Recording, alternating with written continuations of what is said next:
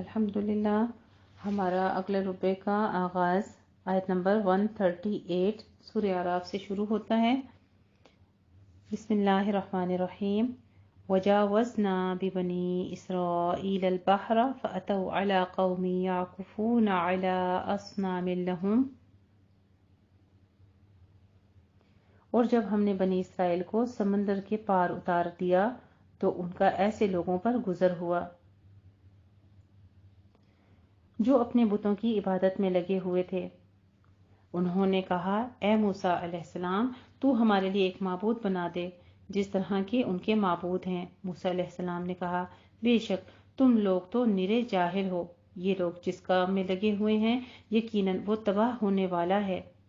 اور جو کچھ یہ کر رہے ہیں وہ باطل ہے۔ موسیٰ علیہ السلام نے کہا، قال اغیر اللہ ابغیکم الہا وہو فضلکم علی العالمین۔ موسیٰ علیہ السلام نے کہا، کیا میں تمہارے لیے اللہ کے سوا کوئی اور معبود تلاش کروں جبکہ اسی نے تمہیں سب جہانوں پر فضیلت دی ہے؟ اور اے نبی، اے بنی اسرائیل، یاد کر جب ہم نے تمہیں فرعون کی قوم سے نجات دی، وہ تمہیں برا عذاب چکھاتے تھے، تمہارے بیٹوں کو قتل کر دیتے تھے اور تمہاری عورتوں بیٹیوں کو زندہ رہنے دیتے تھے،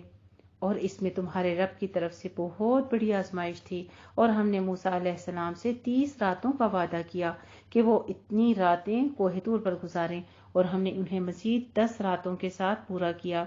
یوں اس کے رب کی مقرر کی ہوئی 40 راتوں کی مدت پوری ہو گئی۔ اور موسیٰ علیہ السلام نے اپنے بھائی ہارون سے کہا، تو میری قوم میں میرے پیچھے جانشین بن جا اور ان کی اصلاح کرنا اور فساد کرنے والوں کے راستے کی پیروی نہ کرنا۔ وَلَمَّا جَاءَ مُوسَىٰ، پھر جب موسیٰ علیہ السلام ہماری مقررہ مدت کے لیے آیا اور اس سے اس کے رب نے کلام کیا، تو موسیٰ علیہ السلام نے کہا، اے میرے رب، مجھے اپنی جھلک دکھا۔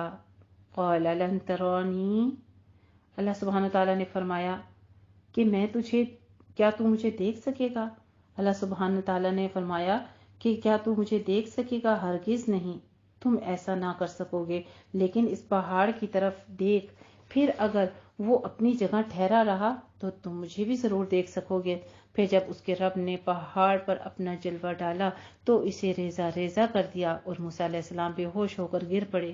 پھر جب وہ ہوش میں آئے تو انہوں نے عرض کی، اے اللہ، تو پاک ہے، سبحانک تبت الیک وانا اول المؤمنین،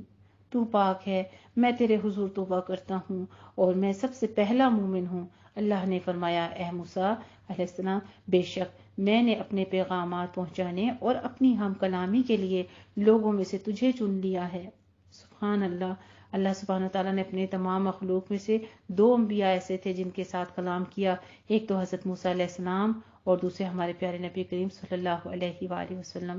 چنانچہ تو لے جو میں نے تجھے دیا ہے اور شکر گزاروں میں سے شامل ہو جا۔ اور ہم نے اس موسیٰ علیہ السلام کے لیے تورات کی تختیوں میں زندگی کے ہر معاملے کے بارے میں نصیحت اور ہر پہلو کے متعلق تفصیل لکھ کر رکھ دی تھی۔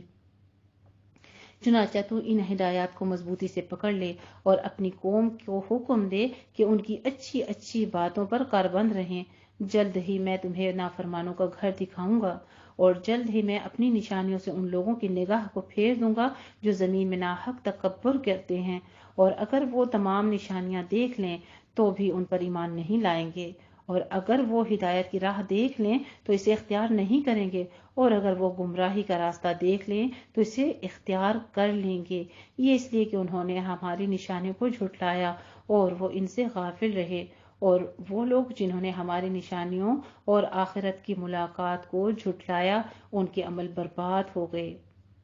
هل یجزون الا ما كانوا یعملون، انہیں وہی بدلہ دیا جائے گا جو کچھ وہ دنیا میں کرتے رہے ہیں۔ اور موسیٰ علیہ السلام کی قوم نے ان کے طور پر جانے کے بعد اپنے زیورات سے ایک بچڑا بنا لیا۔ وہ ایک قسم کی گائے تھی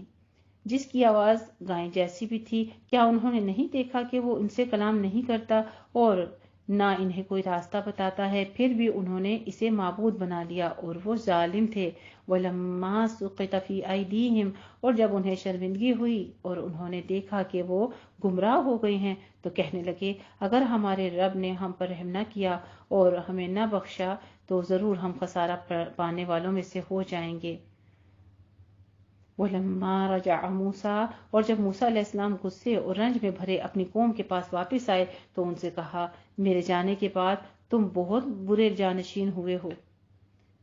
کیا تم نے اپنے رب کے حکم سے منہ موڑنے میں جلدی کی؟ اور انہوں نے تورات کی تختیاں زمین پر ڈال دیں اور اپنے بھائی کا سر پکڑ لیا اور اسے اپنی طرف کھینچنے لگے۔ اس پر ہارون علیہ السلام نے کہا، اے ماں جائے، بے شک ان لوگوں نے مجھے کمزور سمجھا اور وہ مجھے قتل کرنے پر اتر آئے تھے، چنانچہ تو دشمنوں کو مجھ پر ہنسنے کا موقع نہ دے اور مجھے ان لوگوں کے ساتھ شامل نہ کر جو ظالم ہیں۔ موسیٰ علیہ السلام نے کہا، اے میرے رب، تو مجھے اور میرے بھائی کو بخش دے۔ سبحان اللہ، بھائی کا غصہ بھی ہے، اللہ کی نافرمانی بھی ہے، اور پھر جہاں ندامت ہوئی تو وہاں پہ دعائے بخشش بھی ہے، اپنے بھائی کے حق میں بھی اور اپنے لیے بھی۔ یہ ہوتا ہے انبیاء کا طریقہ، یہ ہے سنت کا طریقہ کہ کوئی جتنا بھی سرکش ہو یا ظلم کرے اپنی جان کے اوپر یا کسی کے ساتھ بھی، پھر اگر وہ ہدایت پا لیتا ہے، اس کے اندر ندامت آ جاتی ہے، تو پھر اس کے لیے خود بھی اس کو معاف کر دینا چاہیے اور اللہ سے بھی اس کی رحمت مانگ لینی چاہیے اس کے حق میں۔ وَأَنْتَ أَرْحَمُ الرَّاحِمِينَ، اور ہمیں اپنی رحمت میں داخل فرما، اور تو سب مہربانوں میں سے زیادہ رحم فرمانے والا ہے۔ بے شک وہ لوگ جنہوں نے بچڑے کو معبود بنایا، جلد ہی ان کے رب کا غضب ان پر آن پہنچے گا اور انہیں دنیا کی زندگی میں ذلت نصیب ہوگی، اور ہم بہتان باندھنے والوں کو ایسی ہی سزا دیا کرتے ہیں۔ والذین عملوا السیئات، اور وہ لوگ جنہوں نے برے عمل کیے پھر ان کے بعد توبہ کر لی اور ایمان لے آئے، بے شک آپ کا رب اس کے بعد ضرور انہیں بخش دے گا، کیونکہ وہ بخشنے والا نہایت رحم فرمانے والا ہے۔ سبحان اللہ، اللہ سبحانہ و تعالیٰ کے خوبصورت نام و صفات لغفور الرحیم بیان ہو رہے ہیں۔ ہم بھی اپنے حق میں دعا کرتے ہیں، رب اغفر وارحم وانت خیر الراحمین، اللہ ہمیں بھی بخش دے، ہماری بھی مغفرت فرما، اور تو بہت بڑا رحم فرمانے والا ہے۔ آمین۔ وَلَمَّا سَكَتَ عَن مُوسَى الْغَضَبُ، اور جب موسیٰ علیہ السلام کا غصہ ٹھنڈا ہوا تو اس نے تورات کی تختیاں اٹھا لیں، اور ان کے مضامین میں ان کے لیے ہدایت اور رحمت تھی جو اپنے رب سے ڈرتے تھے۔ اور موسیٰ علیہ السلام نے اپنی قوم میں سے 70 آدمی ہمارے مقررہ وقت پر کوہ طور پر توبہ و استغفار کے لیے چنے۔ پھر جب ان کو زلزلے نے آ پکڑا تو موسیٰ علیہ السلام نے کہا، اے میرے رب، اگر تو چاہتا تو اس سے پہلے ہی انہیں اور مجھے ہلاک کر دیتا، کیا تو اس کی وجہ سے ہمیں ہلاک کرتا ہے جو ہم میں سے بے وقوفوں نے کیا؟ یہ تیری طرف سے آزمائش کے سوا کچھ نہیں، تو آزمائش سے اس سے جسے چاہتا ہے گمراہ کرتا ہے اور جسے چاہتا ہے ہدایت دیتا ہے، تو ہی ہمارا کارساز ہے۔ انت ولینا فاغفر لنا وارحمنا وانت خیر الغافرین۔ اللہ سبحانہ تعالیٰ سے ہدایت کی دعا مانگتے رہنا چاہیے، اور ساتھ میں اللہ سبحانہ تعالیٰ کو ہی مغفرت کے لیے پکارنا چاہیے، اس کو رحم کی بھیک مانگنی چاہیے کہ یا اللہ، ہم تجھ سے ہی رحم کی بھیک مانگتے ہیں، تو ہی سب بخشنے والوں سے بہترین بخشنے والا ہے۔ وَاكْتُبْ لَنَا فِي هَٰذِهِ الدُّنْيَا حَسَنَةً وَفِي الْآخِرَةِ إِنَّا هُدْنَا إِلَيْكَ، اور تو ہمارے لیے اس دنیا میں بھی اور آخرت میں بھی بھلائی لکھ دے، بے شک ہم نے تیری ہی طرف رجوع کیا ہے۔ اللہ نے فرمایا، میں جسے چاہتا ہوں اپنا عذاب پہنچاتا ہوں، اور میری رحمت نے ہر چیز کو گھیر رکھا ہے، چنانچہ جلد ہی میں اس کی رحمت کو ان لوگوں کے لیے لکھ دوں گا جو پرہیزگار ہیں اور زکوٰۃ دیتے ہیں۔ چونکہ یہ رمضان کا مہینہ ہے، زیادہ سے زیادہ ہمیں زکوٰۃ کے بارے میں، اسی لیے میں نے کتاب الزکوٰۃ بھی ساتھ میں شروع کروائی ہے کہ تھوڑا اس حوالے سے بھی آپ کو بتایا جائے۔ بار بار قرآن مجید میں تقوی ایمان کے بعد پہلا حکم عبادت کے ساتھ ہی افضل کیا ذکر کیا گیا ہے؟ زکوٰۃ کا ادا کرنا، کیونکہ عبادت، نماز، حج، عمرہ جو ہے وہ ہماری جسمانی زکوٰۃ ہے، وہ بھی جسمانی عبادت ہے، اور یہ ہمارے مال کی عبادت ہے جس سے ہم اپنے مال کو پاک کر لیتے ہیں، اپنے نفس کا تزکیہ کرتے ہیں۔ والذین هم بآیاتنا یؤمنون، اور ان کے لیے بھی جو ہماری آیتوں پر ایمان لاتے ہیں، یعنی وہ لوگ جو اس رسول امی نبی کریم صلی اللہ علیہ وآلہ وسلم کی پیروی کرتے ہیں، جس کا ذکر وہ اپنے ہاں تورات اور انجیل میں لکھا پاتے ہیں۔ وہ انہیں اچھے کاموں کا حکم دیتا ہے اور انہیں برے کاموں سے روکتا ہے، اور وہ ان کے لیے پاکیزہ چیزیں حلال کرتا ہے اور ان پر ناپاک چیزیں حرام کرتا ہے، اور ان پر اس سے ان کے بوجھ اور وہ توق اتارتا ہے جو ان پر تھے۔ چنانچہ جو لوگ اس پر ایمان لائے اور انہوں نے اس کی تعظیم کی اور اس کی مدد کی اور اس نور ہدایت کی پیروی کی جو اس پر نازل کیا گیا ہے، وہی فلاح پانے والے ہیں۔ سبحان اللہ، جو ایمان کی یہ تمام تقاضے پورے کرتے ہیں، پھر ساتھ ہی اللہ سبحانہ وتعالیٰ نے رزلٹ بھی بتا دیا، اولئک هم المفلحون، کامیابی پانے والے کون لوگ ہیں؟ جو ان تمام کاموں پر عمل کرتے ہیں۔ قل یا ایھا الناس،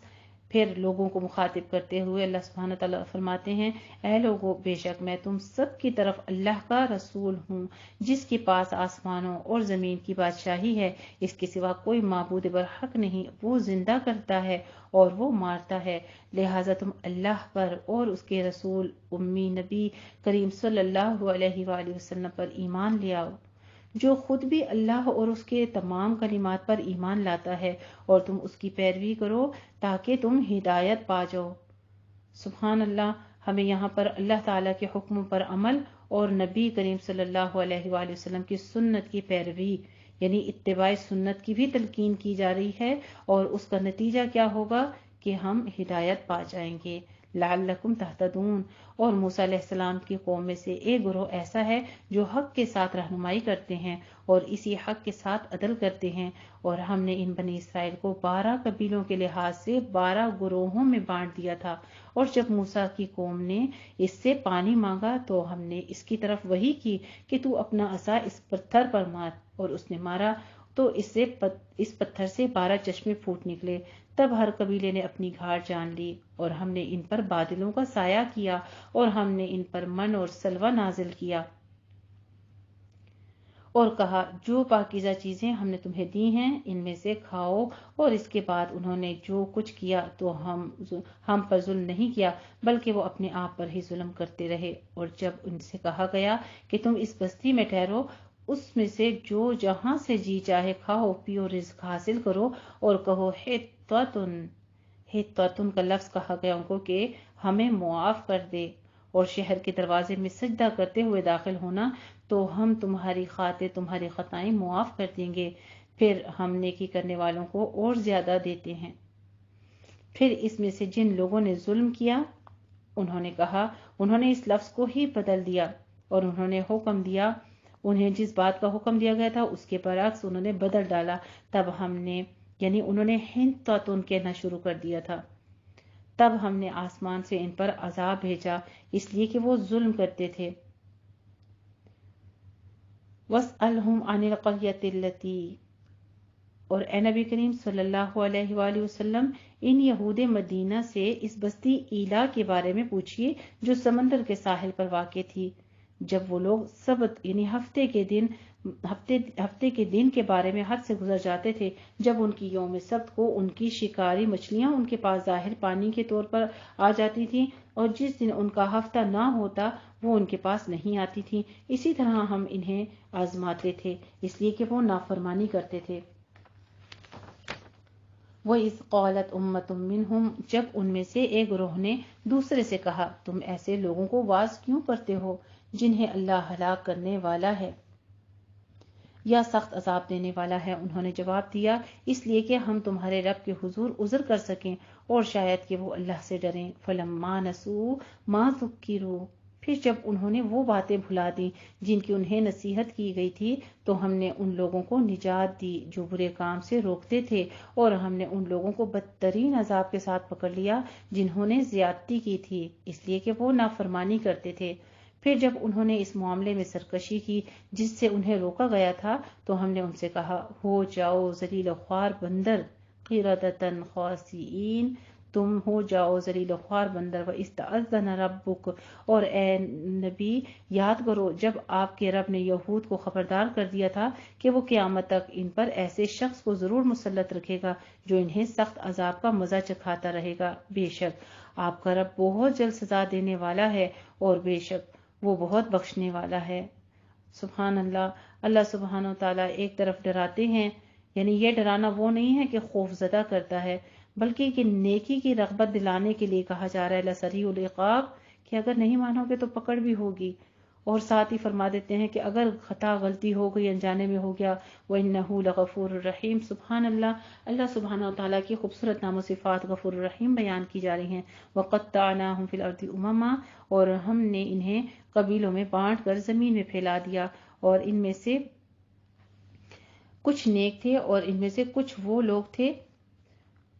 جو اس کے سوا بد اعمال تھے، اور ہم نے انہیں خوشحالی اور بدحالی کے ساتھ آزمایا، شاید کہ وہ اللہ کی طرف لوٹ آئیں۔ پھر ان کے بعد نااہل ان کے جانشین بنے، تو جو کتاب تورات کے وارث ہوئے وہ ادنا دنیا کے سامان لے لیتے اور کہتے ہیں کہ جلد ہمیں بخش دیا جائے گا، مگر ان کا حال یہ ہے کہ اگر اس جیسا گھٹیا دنیا کا سامان دوبارہ ان کے پاس آئے تو بغیر کسی آر کے لے لیں۔ کیا ان سے کتاب تورات میں پختہ وعدہ نہیں لیا گیا تھا کہ وہ اللہ کے بارے میں حق کے سوا کچھ نہ کہیں، حالانکہ انہوں نے پڑھ لیا ہے جو کچھ اس میں ہے، اور وہ آخرت کا گھر ان لوگوں کے لیے بہت ہی بہتر ہے جو پرہیزگاری کرتے ہیں۔ افلا تعقلون، پھر کیا تم سمجھ نہیں رکھتے؟ اور جو لوگ کتاب کو مضبوطی سے پکڑتے ہیں اور نماز قائم کرتے ہیں انہیں ہم اجر دیں گے، بے شک ہم نیکوکاروں کا اجر ضائع نہیں کرتے۔ اور جب ہم نے ان کے سروں پر پہاڑ اٹھا کھڑا کر دیا گویا کہ وہ ایک سائبان تھا، اور انہوں نے خیال کیا کہ یقیناً وہ ان پر گرنے والا ہے، ہم نے کہا اس تورات کی جو ہم نے تمہیں دی قوت کے ساتھ پکڑ لو، اور جو کچھ اس میں ہے اس کو یاد رکھو تاکہ تم برے کاموں سے بچ جاؤ۔ الحمدللہ رب العالمین۔ یہاں تک ہمارا پارہ جو ہے وہ تو نصف پیچھے ہو چکا ہے، لیکن اسی نصف کا رکوع میں نے مکمل کروا دیا ہے، آیت نمبر 171 تک۔ وآخر دعوانا ان الحمدللہ رب العالمین۔ جزاک اللہ وسلم جزا۔ السلام علیکم ورحمۃ اللہ وبرکاتہ۔